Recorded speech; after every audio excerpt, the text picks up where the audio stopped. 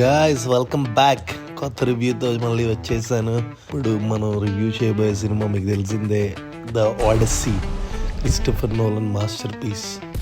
Cinematography గురించి చెప్తే next level cinematography, visuals అదిరిపోతాయి, ఇంకా సౌండ్ అది కూడా నెక్స్ట్ లెవెలే.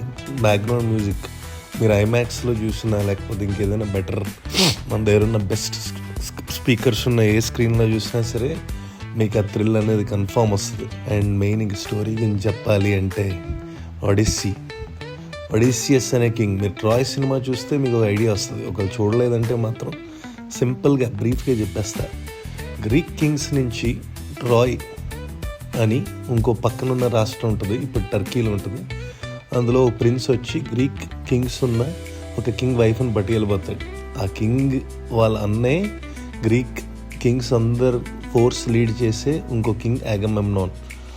ఆ కింగ్ ఈ మిగతా కింగ్స్ అందరూ ఇంకా, ఎందుకంటే ఇది కోడ్ ఆఫ్ కండక్ట్ అనమాట. మనం గెస్ట్ కింద వస్తే రెస్పెక్ట్ఫుల్గా ఉండాలి, గెస్ట్తో మనం రెస్పెక్ట్ఫుల్గా ఉండాలి. అది జ్యూస్ గ్రీక్ గాడ్ లా, మెయిన్ గాడ్. సో అప్పుడు వీళ్ళు వెంటనే ఇంకా యుద్ధానికి వెళ్తారనమాట. సో ఆ యుద్ధం అసలు వాళ్ళు ఫోర్ట్రెస్ ఉంటుంది వాళ్ళది ట్రాయ్లో, ట్రోజన్స్ అంటారు వాళ్ళు. ఆ ఫోర్ట్రెస్ని బ్రేక్ చేయడం ఎవరి వల్ల కాదు, ఎందుకంటే 10 years వరకు ఆపగలిగే శక్తి వాళ్ళకుంది. సో ఫైనల్గా మన కింగ్ ఒడిస్సియస్, మన ఒడిస్సీ హీరో ఒక ప్లాన్ వేస్తాడు. ఒక గుర్రం బొమ్మని చెక్కి అందులో వెళ్ళి అందులో కూర్చుంటారు.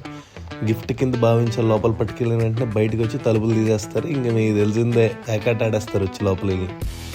సో అదనమాట సినిమా. సో దాని కంటిన్యూషన్ ఇది. అలాగే వెళ్ళడం వల్ల మళ్ళీ వీళ్ళు కూడా లా బ్రేక్ చేశారు. న్యాయంగా వెళ్ళి యుద్ధం చేయలేదు కదా, లోపల గుర్రం బొమ్మలో దూరిపోయి వెళ్ళిపోవడాలు, గోడ బొక్కలు పెట్టి వెళ్ళిపోవడాలు, సొరంగాలు తవ్వడాలు, ఇలాంటివన్నీ చిలిప్ పనులు చేశారనుకోండి. దేవుళ్ళు ఆ రోజుల్లో డైరెక్ట్గా డీల్ చేసేవారనమాట. వెంటనే నెత్తి మీద ముట్టికాయ వేసి చెప్తావు నాగర నీ పని అని చెప్పి, నువ్వు ఇప్పుడు లోపల దూరేవు కరెక్టే, నువ్వు ఇంటికి వెళ్ళగలుగుతావో చూస్తా రాజా అని చెప్పి పైనుంచి ఇంకా రెచ్చిపోయి ఇంక మరి తాండవం చేశారు. ఎవడు ఇంటికి టైంకి వెళ్ళలేదు. మరి ఇంక ఒడిస్సియస్ మెయిన్ ప్లాన్ వేసాడు. మరి ఆయన పంపుతారా, ప్యాకెట్ కత్తిడు కొంచెం కాన్షియన్స్ ఉంది, నేను తప్పు చేశాను అని చిన్న ఫీలింగ్. అందుకే ఈయన్ని కొంచెం ఇంటికి వెళ్ళనించారు. అగమెమ్నాన్ గాడిని అయితే సినిమాని చూస్తారు కదా మీరు, స్పాయిలర్ ఉండదు, అయిపోతాడు. సో మనోడు ఇంటికి వెళ్ళడం అన్నది ఈ సినిమా. ఎలాగెళ్తాడు అన్నది. దారిలో ఎవరెవరో రాక్షసులు వస్తారు. సైక్లాప్స్ అని ఒంటికన్ను రాక్షసుడు వస్తాడు. మనోడు పొసైడన్ కొడుకు. పొసైడన్ ఇంకో మెయిన్ గ్రీక్ గాడ్. సైక్లాప్స్ని ఇబ్బంది పెడతాడు మనోడు. అది మీరు సినిమా చూడండి, నేను అన్నీ చెప్తే బాగోదు. తర్వాత సైరెన్స్, విచ్చెస్, ఇంకా పెద్ద పెద్ద మీరు ట్రైలర్లో చూస్తే టైటన్స్ లాగా పెద్ద పెద్ద మనుషులు. సో వీళ్ళందరినీ ఎలా దాడతాడని. సో మనోడి గిల్ట్ ఓ పక్క, అనవసరంగా తప్పు చేశానా అని, ఇంకో పక్క ఏమొంచి ఇంటికి వెళ్ళాలని తపన. అక్కడ ఆల్రెడీ ఈ కింగ్డమ్ కూడా దుబ్బేద్దామని చెప్పి మన బ్యాట్మ్యాన్ హీరో ఉంటాడు కదా, ఆడు ఇంకో తుప్పాసి గ్యాంగ్ అక్కడ కూర్చుంటారనమాట.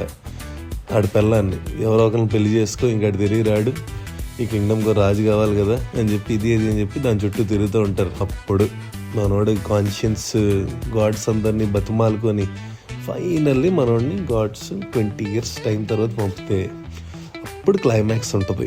అక్కడికి వెళ్తాడు, వెళ్ళినప్పుడు ఉంటుంది. మీరు చూడాలి, ఇంకా అది థియేటర్లోనే చూడాలి. క్లైమాక్స్ సీన్, మాస్ సీన్స్ నచ్చిన వాళ్ళకి అయితే మాత్రం పిచ్చెక్కిపోద్ది.